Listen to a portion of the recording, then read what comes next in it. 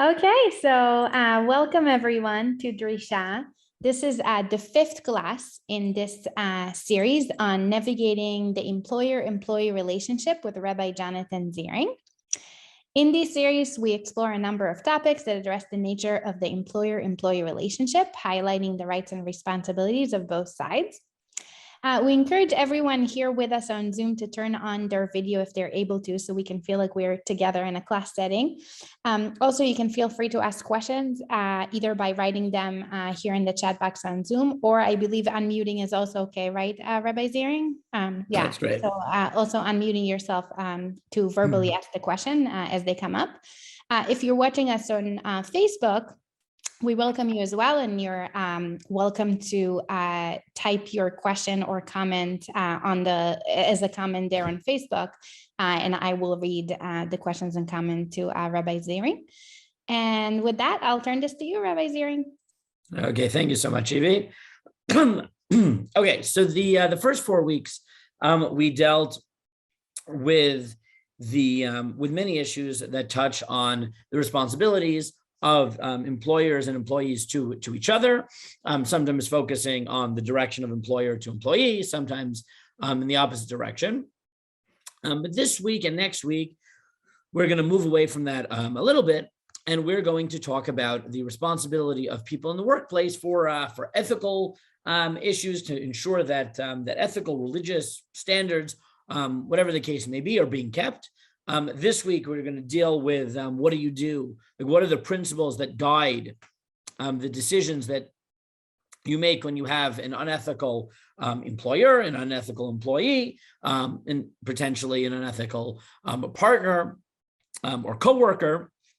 And next week, specifically, we will zero in on whistleblowing as a means by which you deal with the problem. So again, this week we're going to deal with sort of the overarching issues that that go into it, and then next week we will we'll come down just on the specific issue of whistleblowing. Okay, so before we look at the sources, what halakhic principles, what Torah ideas do you think would help guide us as we think about how someone should deal with the reality that maybe their boss is doing something wrong, maybe their employee is doing something wrong, maybe someone else in the workplace, right? What are the principles at work? What are the factors at play that have to be considered in terms of figuring out what to do, how to react? What do you think? Just before we look at the sources inside, what do you think? And you're free to as I said, unmute or to message.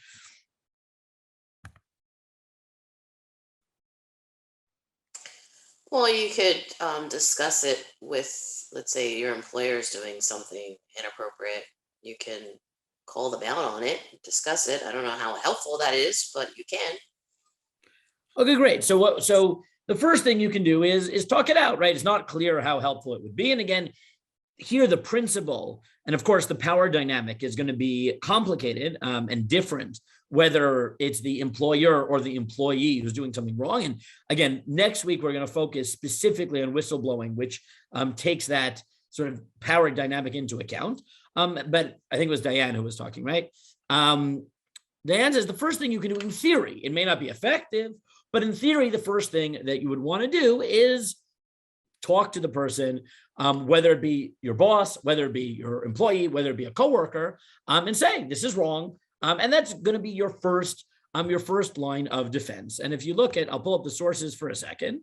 That is the first category that I put here. And again, the practicality does have to be taken into account, but categorically, this is the first idea that I think has to be brought up. And this is the mitzvah of tochacha, of rebuke, which is derived from the pasuk in source 1 in Vayikra, Perek Yutet, Lo tisna achicha bilvavecha. Don't hate your brother in your heart. Hocheach tochiach et amitecha. You shall rebuke or surely rebuke your friend. Velo tisa alav chet. And you shall not bear sin against him.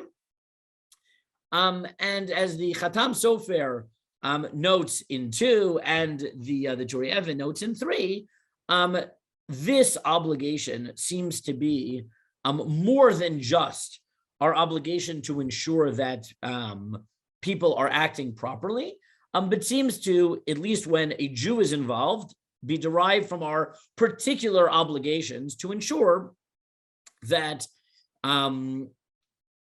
that the Jew is acting properly, right? We have a responsibility not just towards the potential victim, which again is what we're going to talk about a little bit more next week, right? Whistleblowing is often an employee using publicity to let people know that something's going on, to protect potential victims and the like. But when a Jew is involved, we have an added responsibility, not just to the victim, but to the perpetrator, as it were, to make sure that they're acting properly. As the Khatam Sofer says here in 2, when it comes to Jews specifically, we are instructed to prevent the Jew from sinning.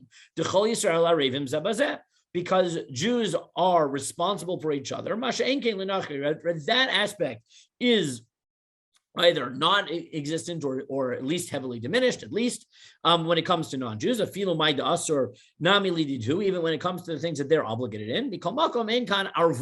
But that high level of responsibility, and technically it's more than that. Arvut means co-signing, right? Where we're the guarantors for other people's spiritual well-being.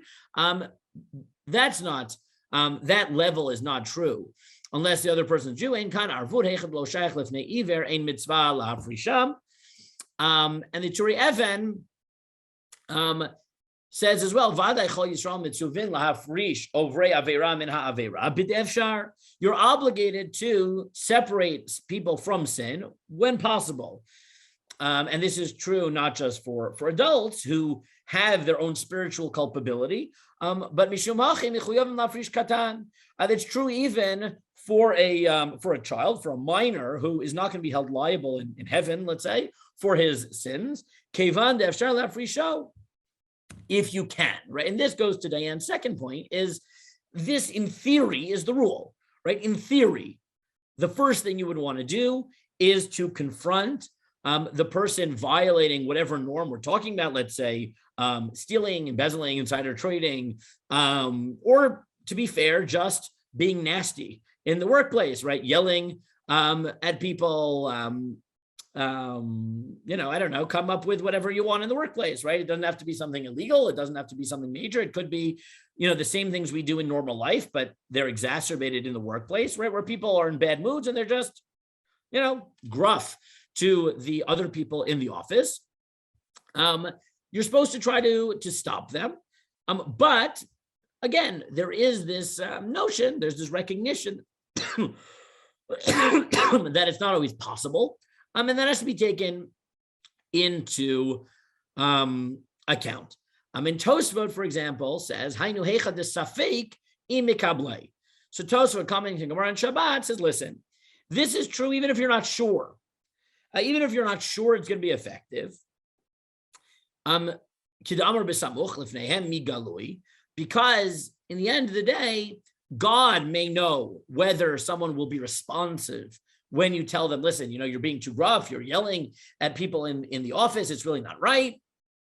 But we don't know, right? You don't know. It could be that your boss is just a nasty person, or it could be that your boss is having a bad day, they didn't sleep well, and if you just say, listen, you're being really harsh, you're really being, mean, over the top, they'll say, what, I'm sorry, I didn't get a good night's sleep. It's possible. And if it's possible, so then it's worth at least bringing it up. But if they're definitely not going to, and this is, again, Diane's point, if you know it won't work, right? You've tried this before. So then, it's better not to bring it up because it only makes things worse, invoking a formal halakhic principle, which is that it's better to let people violate accidentally than to turn them into willful violators. And Rabbi Yosef ibn Chaviv, in Mukhe Yosef, number 5, as well, says, Shahaya makir b'hem shelo yishma'u. In a case, the only time you don't have to rebuke is when you know they wouldn't listen. Umishum de'ula yishma'u, o mishum shelo yelam pitchon peh, hayachayev lochiach. But in case they might listen, or, so that they can't say, well, why didn't you say something? right? If things were so bad, if I was doing something so wrong, why don't you say something? It's important at least once to try.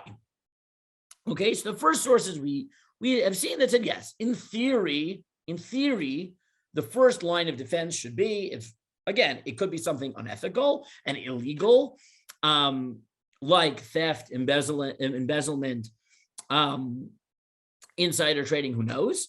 But it could also be very simple things like people are being nasty in the workplace, right? They're just not being polite, and you want to bring it up. The first line of defense would be to bring it up, raise the issue, and maybe that will work. However, the first 5 sources dictate that if it's possible this will be helpful, then you should at least try. Rabbi Yaakov Weil in the Tshuva Mari Weil, number 6, notes, however, that this is where either you have good reason to believe that the rebuke will work, or you at least have to try if it might work. But that's only if the alternative is it just won't work, right? Meaning if the 2 possibilities are, I say to my boss, you were really rude this morning, do you mind toning it down? And they either say, that's a really good point, I'm sorry, or they say, I don't know, they just sort of shrug it off. So then I should at least try. But if there's a concern for danger or even monetary loss, right? So the possibility, let's say, that they would fire you simply for bringing it up. So then rebuke ceases to be an option. That's what Mari Weil says. He says, if by rebuking them, I'd have to be worried about danger, they would hurt us or even just affect our possessions, which I guess included in that would be fire you. So then you do not have to. That which we say that anyone who can protest should. If they don't, it's bad. Sakana. That's when there's no danger. So again, in theory, if you're dealing with a case where there is, right, whatever, there's a threat, either physically or even monetarily, with the possibility of protesting, of rebuking, of talking it out. So then that would be a mitigating factor. And then the Talmud here at number 7 brings a story about issues of lineage, of mamzerut. And they note that at some point, right, they investigated people's lineage to see whether they were kosher until, and let's look at the last line, until they reached a point of danger and then desisted, right? So this idea that when being involved in rebuke is dangerous, that you don't have to do it, right? That's tested in the Gemara. And again, the Ramah, number 8, makes the same point. Moshe Isserles says, whenever there's danger, you don't have to spend money. You don't have to, right, put yourself out there for rebuke. Okay, so the first line of defense is, as Diane said, bring it up, protest, have a conversation, acknowledging it might not work. But if there's even a shot that it should work, you should at least try, unless it's not just, neutral versus positive, but if the alternative to it working is you get fired or you get hurt in some way, so then we can take that off the table and think about other issues. So that's the first issue on the table. Okay, what's the next factor we need to consider? And I'll just highlight, and maybe this will lead us to the next one, is that what we're dealing with here specifically seems to be a case where the let's say this is the employer doing something wrong. The employee seems to not be implicated in it, right? Meaning what we're talking about here is how do you deal with someone where they are acting unethically, illegally, sinfully, whatever the case may be. You're not implicated in it, but what can you do? So the first way would be to rebuke. However, things get more complicated if you are in some way implicated. So what categories might the chest, just the sources. Okay, so what other factors might we have to take into account? What halakhic principles might help us think about this?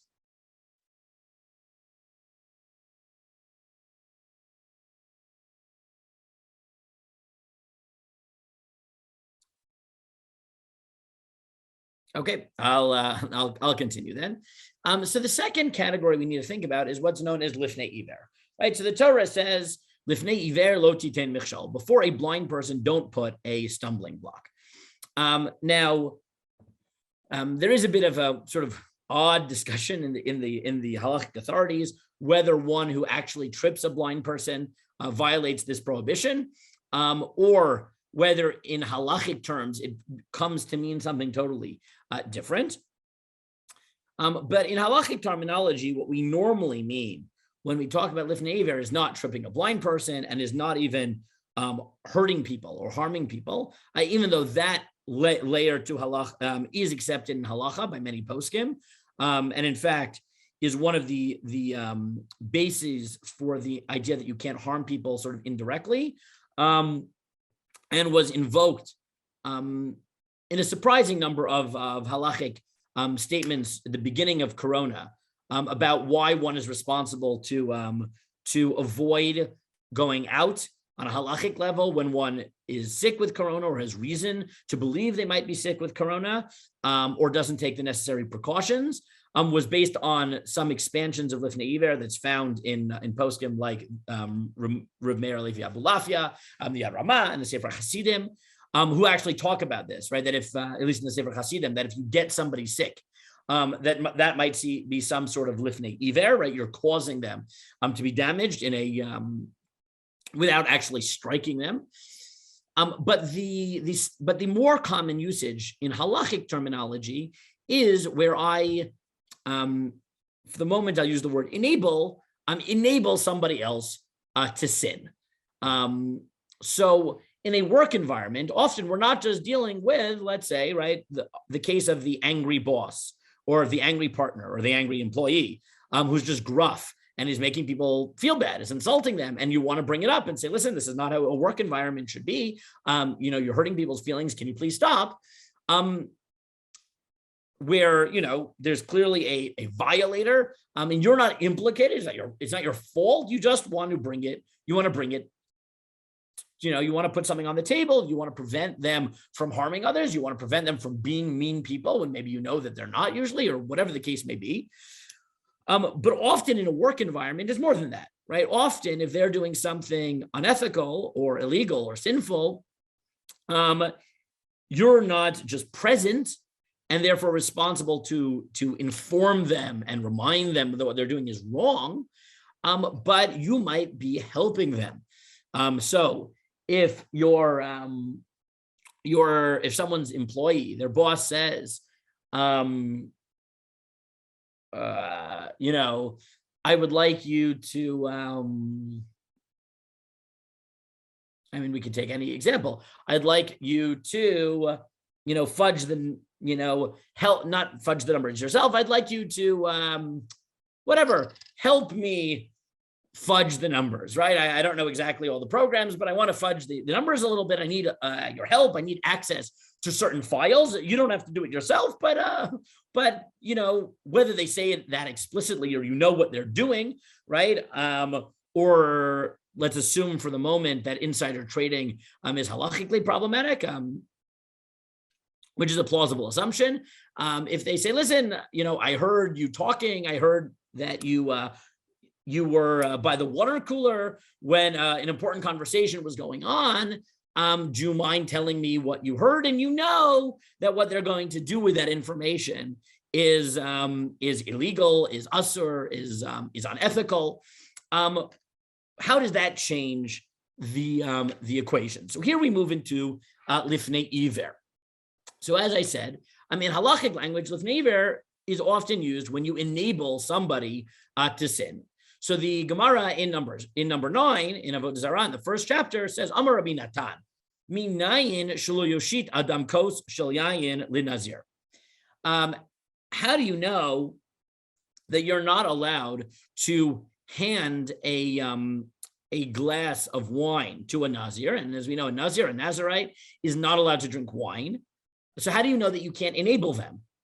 Ve'ever min achai livnei Noach, and or give a limb of a live animal to a non-Jew, considering that one of the 7 Noahide laws is a prohibition against eating meat from a live animal. How do you know that that's forbidden? Talmud lomar v'lifnei iver lo titein michshol. Do not put a stumbling block before the blind. Now, Maimonides notes that the reason we call this blindness, even though now again in some of the other Tannaitic sources, this is not true. In the Sifra, for example, one only violates lifnei iver if one enables someone to violate a sin when the sinner doesn't know it's forbidden, and therefore they are blind in that sense. But in this case, the potential sinner knows exactly what they're doing, whether it be the Nazirite who wants to drink the wine, or the non-Jew here who wants to eat the live animal meat, or in our theoretical example, the employer, let's say, who wants inside information so that they can be involved in insider trading and make illegal money. They know exactly what they're doing. So in what sense are they blind, such that by enabling them, you have made a blind person stumble? So the Rambam notes that we have an idea in halacha that people can be blinded by desire or blinded by greed, right? That sometimes, even though people know things cognitively, we understand that emotionally they can be in a place where they don't really see it. And therefore you can't feed into that. And that's what lifnei iver means for Chazal. This idea of not helping people continue to be blinded by greed, desire, whatever the case may be. So then the Talmud says, but wait a second. How could it be that you violate lifnei iver for handing a glass of wine to the Nazir, to the Nazirite? If you don't, so then won't the Nazir just take the wine himself or herself? So why is it your fault? Meaning they don't need you. Even if you hand it to them, what did you do? So in our example, if the if the employer isn't asking you what conversation you happen to overhear that they can't access, but they're asking you, they know that there is a printout of the minutes of a meeting that they can use to get inside information. They asked you for it, but if you say no, they can just walk into the room. It's not like anyone's guarding it. I mean, there's probably a problem, but let's just say that's the case. And the minutes of the meeting are just sitting there on the table. So the fact that you hand them your copy, when they could just go into the office and take it themselves, what exactly did you do wrong? That's what the Talmud asks. So the Gemara then says, Hachi, but my askinan, so what's the case? Dekai betray avre nahara. The case is where you are standing on 2 sides of the river. Now, what does that mean? So there are basically 2 approaches to understanding this passage. People don't really realize there are 2, but as Reb Nachum Rabinovich noted in the Apshuta and in several other places, Rabbeinu Hananel on the Gemara has a interpretation that differs from the majority view, but explains a lot of medieval positions that otherwise are unexplainable, like that of Maimonides. So Rashi understands the Gemara as follows. He says that lifnei iver on a biblical level, you have to distinguish between cases where you are aiding sin and you are enabling sin. If you enable sin, meaning without you, the sinner could not have accomplished the sin, then by enabling them to violate, to be engaged in this unethical activity, you violate lifnei iver. You have put the stumbling block before them. And that is called in the language of the Gemara, trei avrei nahara, 2 sides of the river.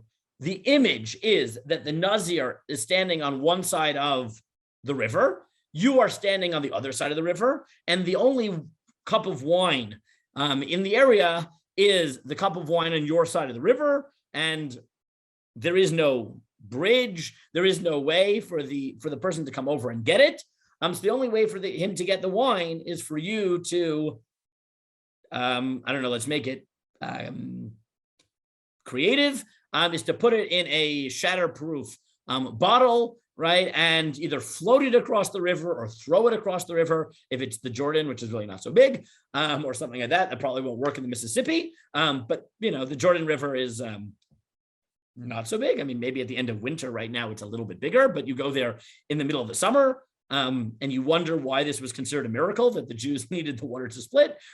You can walk over it. It's not miraculous. It's called walking, maybe doggy paddling. It's really not a big deal. But whatever the case may be, he gets the wine to you. So that is forbidden.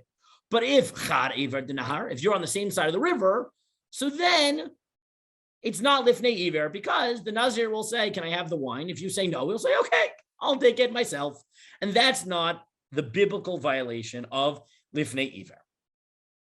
That is how Rashi understands it. This is the traditional approach by many, many, many halakhic authorities, who distinguish between, again, cases where the sinner could have done the sin without you, in which case you don't violate the biblical prohibition, and cases where the sinner could not have violated without your help, in which case it's your fault on a biblical level. That's called lifnei iver. Rabbeinu Hananel, well, I'll start in a different way.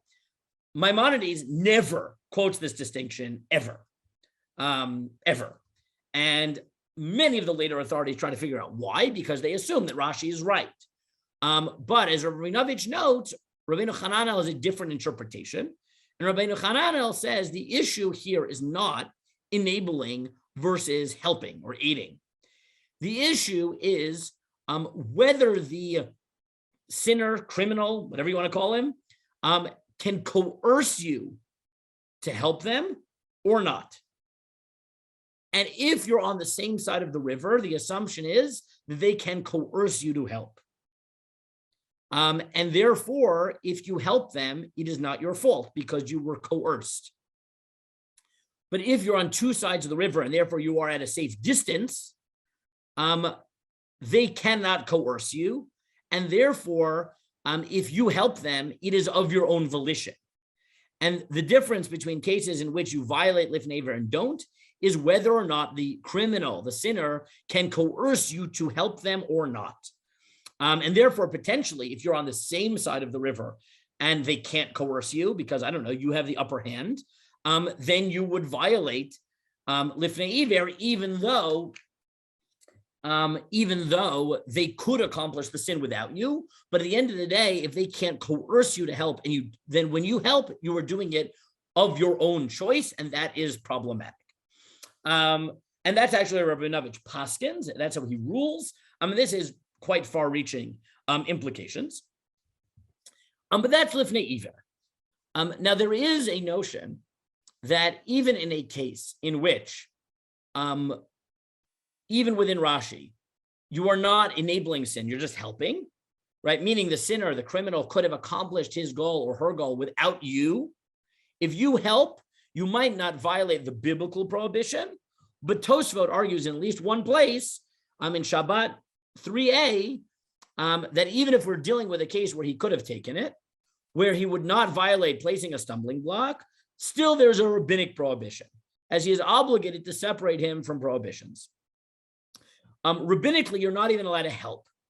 Right? You're not allowed to help even if they could have done it without you. So back in our work case, if your boss could get the relevant minutes from the meeting that would allow them to engage in insider trading, and they could do it without you, according to Tosfot, that might not be lifnei iver on a biblical level, but on a rabbinic level, it would still be problematic. The Rama notes that this is a dispute. Some are stringent, and he notes that actually the custom is like the first position, that technically we don't believe in this rabbinic prohibition, and one who is careful should be strict on himself. So technically, maybe there's room to be lenient in cases where you're only helping and not enabling, but it's better not to. However, the Shach Rav Shabtai Cohen Rappaport in the 17th century Lithuania argues that no, we actually do rule that you can't even help someone commit a crime or a sin, even if they could have done it without you. The difference is whether you're dealing with a Jew in good standing, in which case your responsibility for their moral well-being is higher, or you're dealing with a non-Jew or a rebellious Jew, where the standard is lower, in which case you can't enable them to sin, but helping when they could have done it without you is not going to be problematic. And that is the Shach's position, and many halakhic authorities are stringent like the Shach, that they say, at least for a Jew in good standing, you can neither help or enable them to sin. So the second category, right? So again, the first category we talked about was if someone in your workplace is doing something wrong. We'll stick with the example we said, is simply being gruff in the morning and yelling at the employees, yelling at the partners, yelling at workers, or yelling at their boss, whatever the case may be. Even if you're not implicated in that, you do have a moral halakhic responsibility, ideally to tell the person, listen, that's not the right thing, if there is a chance of helping. If, however, there's no chance that you bringing it up, your conversation will be helpful, or maybe it'll be counterproductive, or maybe you'll get hurt in the process, you'll lose your job or something like that, then you don't have to worry about it. That's case one. Case two is where you are asked to somehow be involved in the crime, either by enabling them, right? So providing the insider information that, let's say, your boss doesn't have without you, so that they can engage in insider trading, or helping them, right? Making it easier for them to access the information, but they could do it without you. And there, if you enable them, right, if without you, they could not be involved in this sin, in this crime, in this unethical activity, then that is the biblical prohibition of lifnei iver. There's very little room to maneuver. That's extremely problematic. And again, we're not yet dealing with, which we'll deal with next week, this is going to be relevant for it, obviously, what if the only way to stop them is by whistleblowing, right? That's next week. Right now, we're sort of getting the principles on the table of why you're responsible to do anything. And then we talked about what happens when you aren't enabling them. They could do it without you, but you are helping. So for that, Tosfot says if they're a Jew in good standing, you can't do that either. The Ramah is a little bit less clear, depending on whether the Shach thinks that we do rule like Tosfot, though it's not clear within the Ramah whether he agrees. Though, as I noted, based on Rabbi Rabinovich's analysis within the Rambam, any case in which you are helping someone commit a crime and you're not being coerced, or you weren't potentially coerced into it, then we're dealing not even with rabbinic lifnei iver, but we're dealing with the biblical prohibition. So that case would be extremely problematic. Okay. Yeah, I'll pause here before we go to the next potential category. Any questions, comments, suggestions for other relevant factors? Okay, so I'll move to the next category then. Now, the next category out, if we're sort of thinking about concentric circles, about how responsible I am in terms of preventing other people from doing something wrong when I'm not actually doing it myself. So we talked about the most extreme, which is where I am enabling the crime, and that is lifnei iver. We talked about where I'm helping, where according to Maimonides that may also be lifnei iver. According to Tosfot, it may be a rabbinic prohibition. There's a category sort of one level out, where I didn't necessarily help in the crime, but post facto, through my actions, I show support to the illicit, unethical, criminal behavior, and that is problematic. So the classic example of this is buying stolen goods. So here the Mishnah tells you in Bava Kama, Ein lochim min haroim tzemer b'chalav ugdiyim v'lo mishomrei perot eitzimu perot. You don't buy wool or goat milk from shepherds, because the assumption is that the sheep are not their own; they belong to the people who hired them, and therefore you are helping them steal. And fruit watchmen who don't own their own fruit, if they're selling you fruit, it's likely that isn't their own. It is fruit that they sort of skimmed off the top while they were supposed to be stopping other people from stealing. Maybe they did, but they also stole a little bit themselves. And as the Rambam summarizes very succinctly, number 14, anything with a presumption that it is stolen is forbidden to buy. And so too, we don't buy it if the majority of the object is stolen, right? Anything when you think it's stolen or the majority of these objects are stolen, you don't get involved. And the Talmud gives a very simple parable to explain why. In 15, the Talmud in Kiddushin 56b says, if it is not the mouse who steals, it is the hole that steals. And if there was no And if there was no mouse, what would the hole have done, right? So the Talmud basically says, listen, in order for a mouse to steal or to take food, it needs to know it has somewhere to put it. And without that, right, the process has two stages. Someone doesn't steal usually, definitely not more than, larger quantities unless they have something to do with it. And if no one buys stolen goods, so then they won't steal. And Shulchan Aruch rules this way as well. It's forbidden to buy the stolen object from a thief, and it is great sin because you support the hands of sinners and cause them to steal more. For if they would not find buyers, they would not steal. And you should not help a thief in any way so that he can steal. This is the case. He knows for sure that it's a stolen object. So when someone steals, you are not allowed to buy it from them because you have post facto enabled them. Or maybe put it differently, you've created an atmosphere in which crime pays, right? In which crime pays.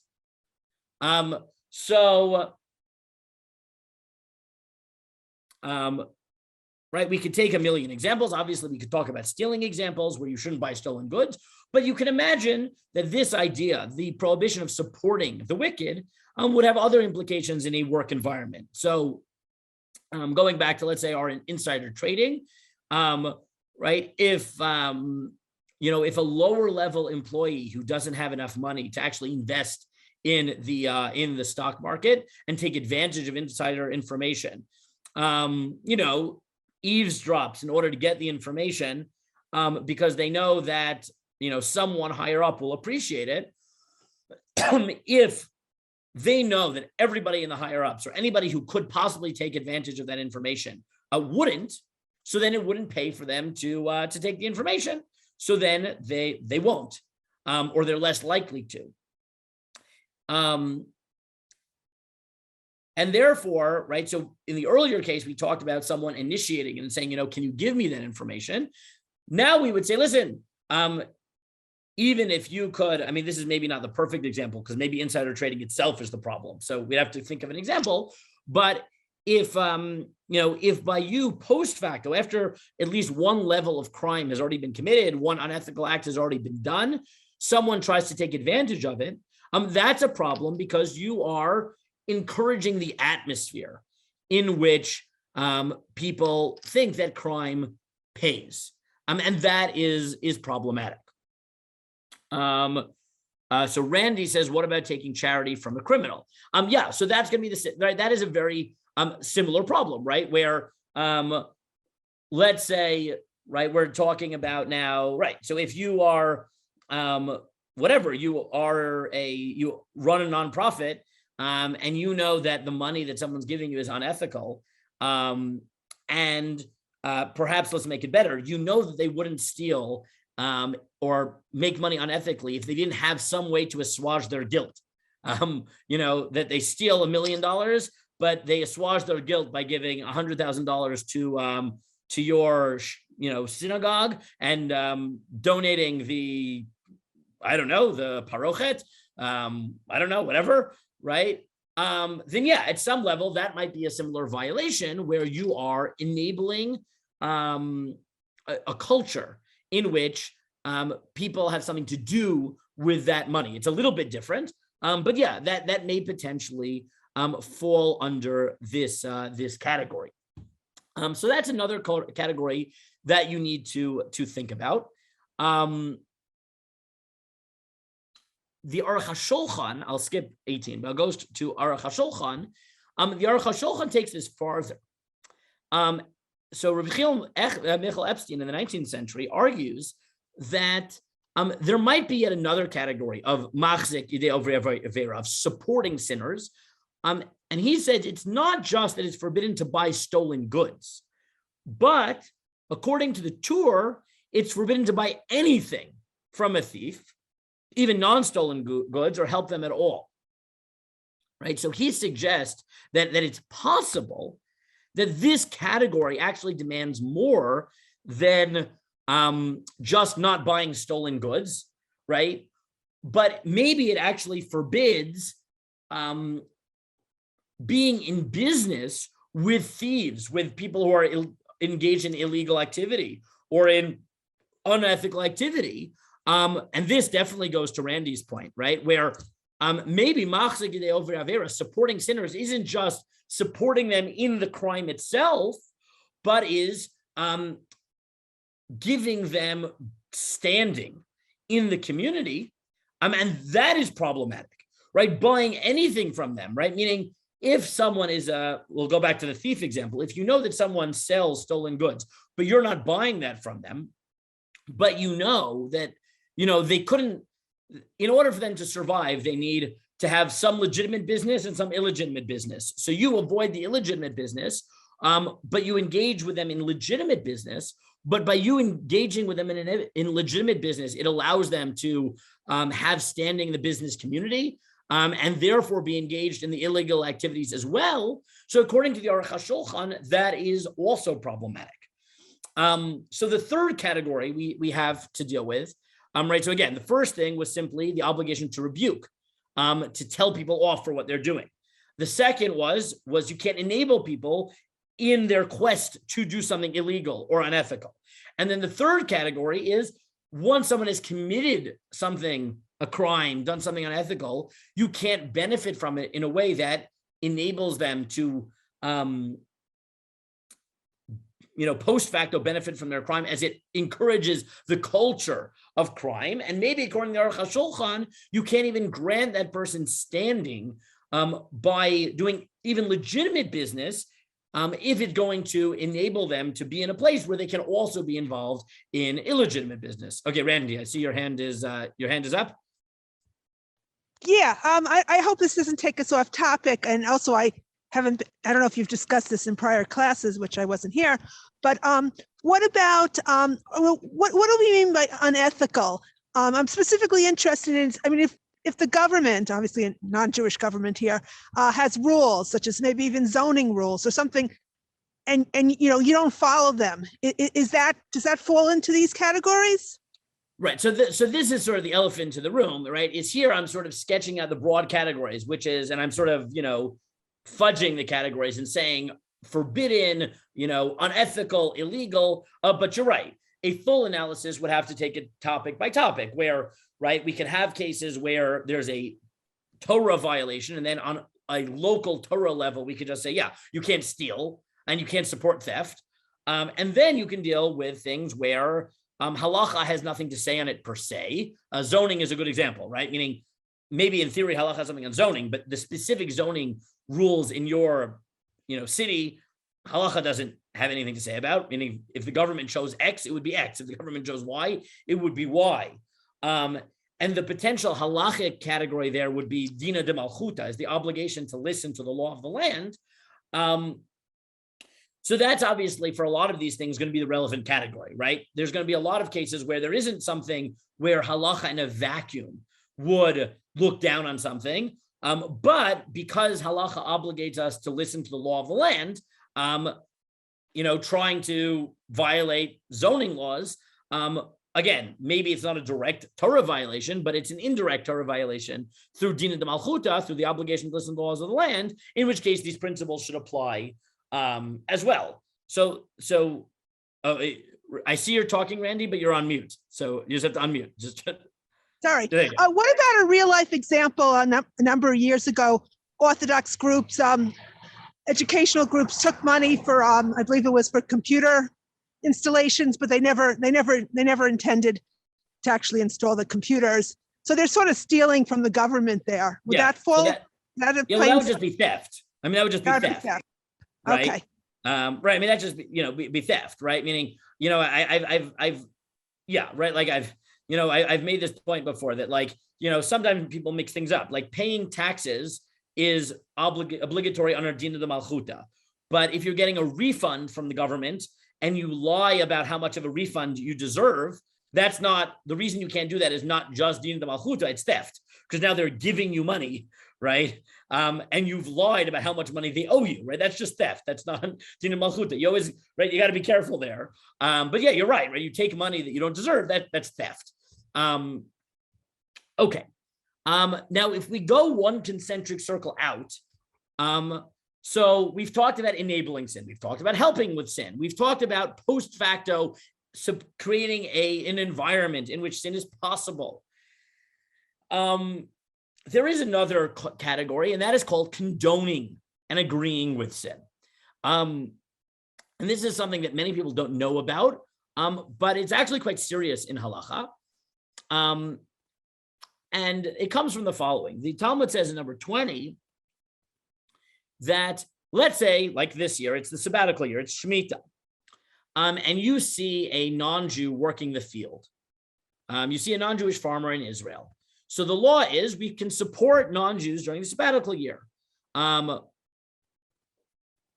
what does that mean? So the Talmud says support means like you can say, good luck, have a good day, I hope you're successful, because they don't have to keep the laws of Shemitah, and therefore there's nothing wrong with them working the field.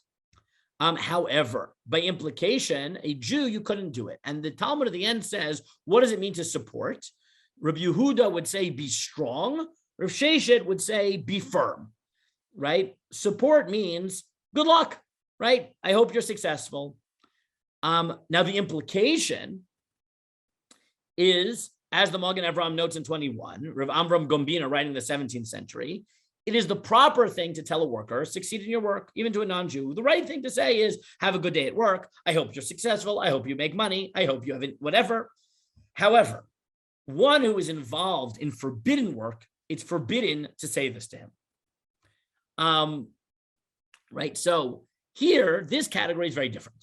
This is not you're being asked to help, right? But you see your boss or your partner or your employee, I don't know, stealing a company pencil, okay?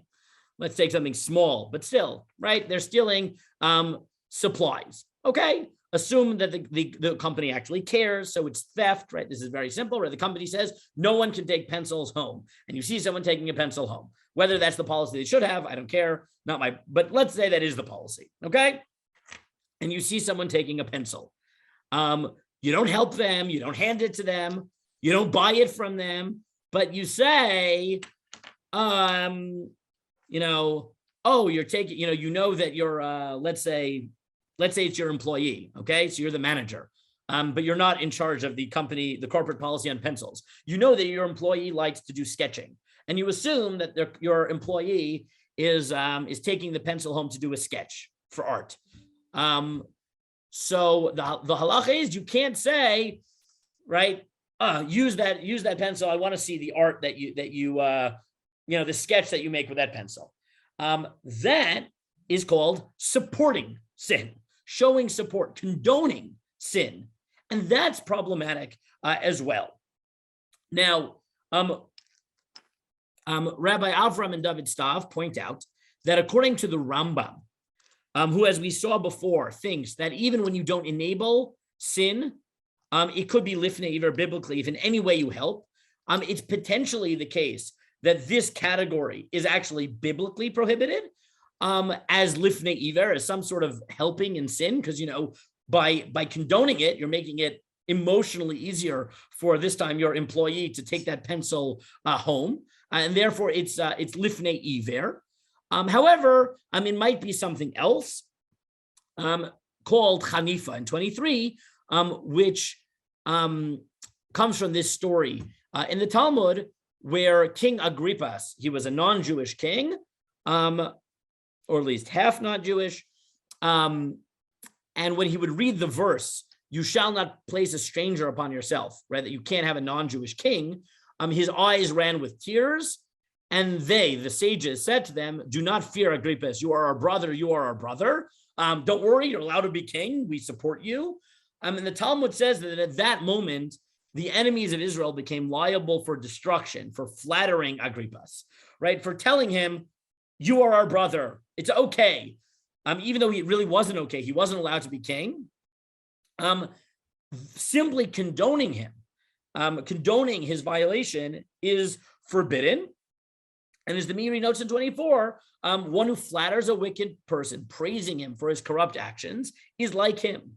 Those who hear it depend upon him and are drawn into the deeds of the wicked, right? He says at some level, people don't do things wrong unless there's a culture that accepts it, right? And if everybody at work was extremely vigilant about not stealing pencils from the workplace, then someone would feel really awkward violating it and taking the pencil home. But if the manager will tell them, "Oh, I want to see what you color at home with that pencil," even they know that the higher ups don't approve of it and think it's stealing, the employee is going to say, "Listen, my direct boss doesn't care. No one's ever going to find out.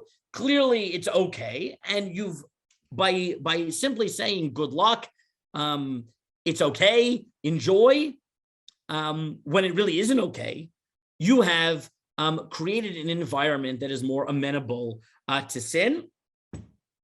I gave you a little bit of summary here in number 22 from an article I wrote, which is going to be a chapter in the book I'm putting out now with Koren.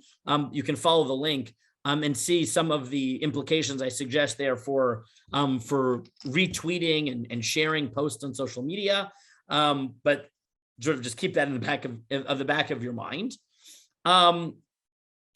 So this is yet another category you have to think about, right? That sometimes, even if you're not helping, you're not aiding, you're not even post facto supporting the sinner, sometimes simply by saying something as simple as "good luck," "it's okay," "I support you," anything like that, you've created an environment in which people know or feel like they can get away with crime, with unethical activity, or in fact, they don't even realize that it's really bad because, hey, my manager said that I could take the pencil, so it must be that the corporate policy isn't serious. And in that case, simply by saying, enjoy, you have, right, you've really created a serious problem. The exception to this is if you have to show support for your own safety. And this is based on a passage, I'll just say it outside of number 27, where Rabbi Yochanan ran into a murderer. And the murderer, Ula ran into a murderer while he was murdering someone. And the murderer turned to Ula and said, "Did I murder well?" And Ula said, "Yes, you were great. You're a great murderer." And then he came to Rabbi Yochanan and he said, "Did I do something wrong because I condoned it?" And Rabbi Yochanan said, "No, that was the right thing to say at that time. It was clear the guy wanted to kill anyone who didn't agree with him. Sometimes you got to say things. Sometimes you got to say things to protect yourself." So, barring a case where you have to agree with a crime to protect yourself, this is really problematic. And like I said, in the workplace, this could really happen, right? And again, the example of the manager who says, "Yeah, you know what? I don't care if you take the pencil." when it's against corporate policy and the manager doesn't actually have the authority to let his worker take the pencil, the simple act of saying it's okay is problematic. That is condoning the sin. It's creating an environment in which the crime can take place. And again, this could be an employer to an employee. It could be an employer to, it could be employee to employer. And that is also something to keep in mind. And here I just gave you in 29, a little bit of a summary that Rabbi Weiss notes that at some level, condoning is sometimes more problematic than actually helping, because it really fosters a problematic environment. And then I gave you the Maram Schick notes that sometimes silence is also like that, right? If an employee is taking the pencil and then their boss shows up and looks away very pointedly, right? Just doesn't pay attention, makes it clear they don't care, then even without saying something, they have condoned the action, which is actually stealing. And that is also going to be problematic. And as the Kol Mavasser, Meshulam Roth notes in the 20th century Israel, there is no difference between a lot of help or a little help. But at the end of the day, you have an obligation to prevent crime, sin, and even if you do something small that contributes, that is problematic. The last category I want to say very quickly is partnering with wicked people. And again, partnership could mean partners. It could mean choosing to work with somebody, either as an employer, as an employee, as a manager in their company, with wicked people. This is also problematic. The Mishnah in Avot says that Nitai ha'arbeli omer harchek mishachen ra v'al titchaber l'rasha v'al tityaesh min haporanut. Right, stay far away from a bad neighbor. Do not attach yourself to an evil person, and do not despair of punishment. And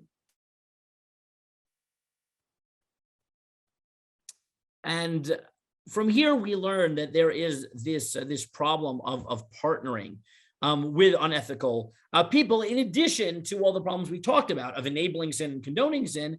Simply having a partnership with these people is problematic. I'm going to skip the next sources. I'm just going to note that basically in 34 to 37, one of the questions that authorities sometimes raise is, okay, I know that this is all true ideally, but what happens in a case where, I don't know, I need to listen to a particular broadcast, and by watching a TV program or something that I need to for work, I know that at some level, by like adding to the ratings of this thing, I'm encouraging unethical activity, right? I don't know. It's some very ill-conceived reality show that really, humiliates people and is clearly against Torah values. But by watching it, the ratings go up. It encourages them to produce more. So in general, we should avoid that. However, in cases when you're not enabling it, and there are other people who are going to watch it as well. So then, especially once we go to the lower levels, like the rabbinic prohibitions, where you're helping but not enabling sin, so there the authorities are more lenient. If without that, you will lose your job or something like that. Now, right, obviously, we should always avoid any sort of participation in problematic activity. But sometimes we know that, if I'm writing a critical piece about the problems of a certain type of TV show for my job, and I need to watch the show. So even though, yes, technically their statistics will show that one more person watched it and their ratings will be slightly higher, but without that, the show will probably go on. And without me watching it, I can't do my job to write a review. So that would be permitted.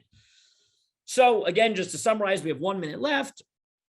The workplace, more than perhaps many of the other places we are in life, there are many opportunities to interact with people who are doing things that are problematic, being called on to help them or enable them, to create environments in which their ill-gotten gains are rewarded, in which our employers, our employees, or our partners look to us for approval for their unethical or illegal activities. And we sometimes have to deal with the question of who should we partner with and who should we work with. And what we've seen is several halakhic categories that give us at least the beginning of guidelines of how we should do with it. The first was rebuke, where the ideal is to talk to somebody. If there's any hope that talking them will change it, even when you're not implicated in the sin or the unethical activity, acknowledging that if it's going to be a personal risk to you, you might not have to. If you're called on to actually help, let's say your boss, do something unethical. So if you're actually, they couldn't do it without you, that's lifnei iver, and that's biblically prohibited. If they could do it without you, so it's still potentially rabbinically prohibited. If someone has already committed a crime and now they want to sell their ill-gotten gains to you, so that's problematic because you're creating an environment where that's accepted. If you are in a position like the employer seeing his employee taking a pencil when he can't, to condone it or not condone it, you can't condone it. And if your silence will be taken as condoning it and creating an environment where someone thinks that's okay, so that's also problematic. And then the last things we dealt with were partnerships, where you really have to be careful who you partner with. And then the last thing we noted is that, well, obviously, ideally, we all want to keep our noses clean and stay as far away from problematic behavior as we can. We all know that that's not always possible. And therefore, definitely when we're dealing with the lower levels of rabbinic prohibitions where you're sort of indirectly involved and they could have done it without you, if it's absolutely necessary for your job, so then the halakhic authorities note that there is a little bit more flexibility. So again, for this week, I just sort of wanted to overview the issues. And next week, what we're going to deal with specifically is whistleblowing, which is when the only way for you to stop what is happening is to publicize the crime or unethical activity that's happening, specifically returning to a case where there is a power dynamic in play that makes it hard for the whistleblower to effectively do it without risk to themselves. What is the responsibility of, let's say, an employee in an environment when they know that the higher ups are doing something wrong and they can stop it, or at least try by telling the world what's going on? And again, that will draw on a lot of the overarching principles that we set up today. Okay, with that, if there are any questions, comments, I am happy to hear them. I'll stop the share so I can see the screen. Yeah, turn it to you. Yeah, feel free to unmute if you have any questions or comments, or you can write them in the comment here. We'll give it a couple of minutes, see if anyone has any questions or comments, and otherwise we will meet again next week. Okay, so we have our last class next week, and I'm really looking forward to it. Thank you so much again, Rabbi Ziring. This was our 5th class, and next week will be our 6th and last class. Thank you also to everyone who joined us here today on Zoom, on Facebook, and also on Drisha Live. If you missed any of the previous classes, you can access recordings of previous classes at www.drisha.org/live. Tomorrow we have another live class tomorrow evening, Thursday, at 8 p.m. Eastern, which will be the 4th class, I believe, in the series, The Invention of the 7-Day Week with Dr. Ezra Zuckerman Sivan. You're always welcome to find more information about upcoming classes and class offerings. We always have a lot of things going on. Our website is www.drisha.org/classes. Thanks again, Rabbi Ziring. I'm looking forward to seeing you next week. And again, hope to see everyone else at one of our upcoming classes here at Drisha. Thank you, everyone. Have a good day. See you next week.